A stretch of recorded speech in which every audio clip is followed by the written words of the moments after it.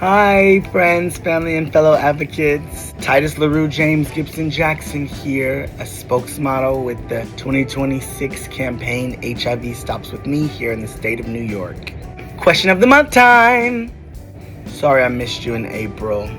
April actually is a monumental month for me where I was first diagnosed HIV positive April 1st.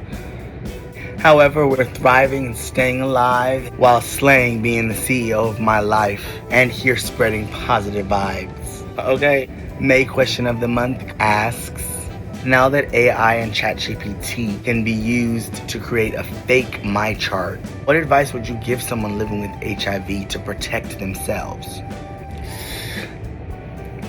Sucks about ChatGPT actually.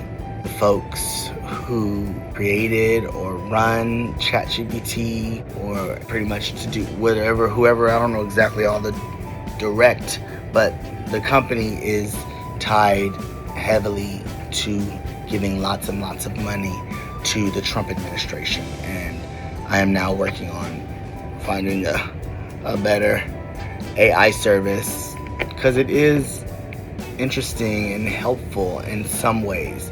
As an artist, I don't like it at all. Like, I don't want it giving me any suggestions for song lyrics or poetry or, really anything having to do with art, especially the type of art that I create. Only thing that I would ask is, what are these lines saying in this poem? Like, analyze the poem and tell me what you get from it. That's the only thing I ask it.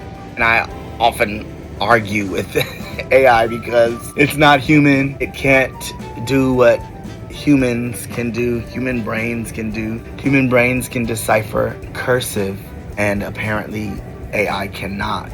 And there might be something to be said about the newer generations coming up in the public school system and school systems that are also private not teaching their students or requiring their students to learn cursive or even be able to read it.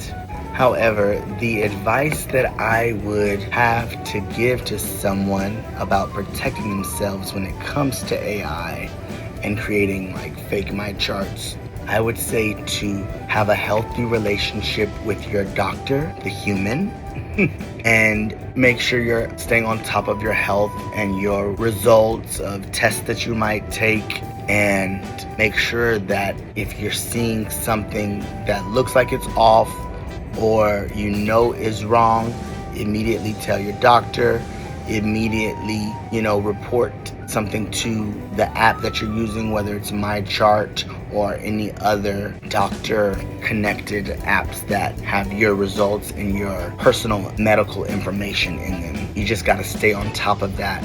And I'd say stay away from anything that has to do with AI and your medical information, because we're not there.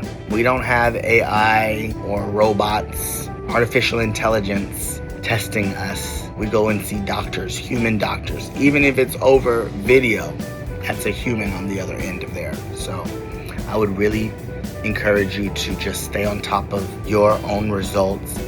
Don't trust any AI services as far as when it comes to medical, because I'm definitely not. And know your health. Like, take on knowing your health.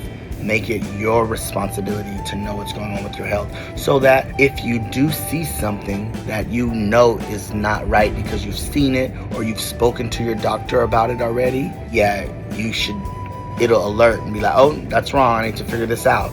And just, again, have a really good relationship with your doctor, with your PCP, primary care provider. And if you are not really the biggest fan of your primary care provider or your doctor, change it up. Get somebody new.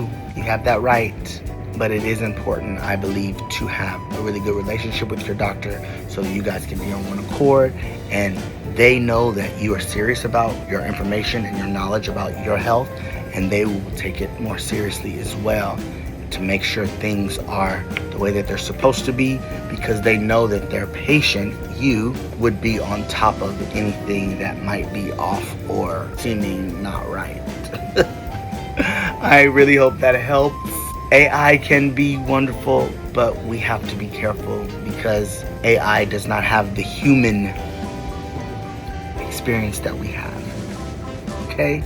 So take care of yourselves and be educated on your body, on self, on health, because it is wealth. Okay? This is Tytus LaRue James Gibson Jackson, spokesmodel here in New York City, baby. And you can definitely call me Tytus LaRue James Gibson Jackson here in New York City, baby, when I'm on Broadway, baby.